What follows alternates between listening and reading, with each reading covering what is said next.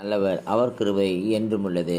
எனக்கருமையான தேவஜனமே, நாம் யாரோடெல்லாம் சிநேகமாயிருக்கிறோம், யாரோடெல்லாம் சோத்திரம் இணக்கமாயிருக்கிறோம் என்பதை நிதானித்து பாருங்கள்.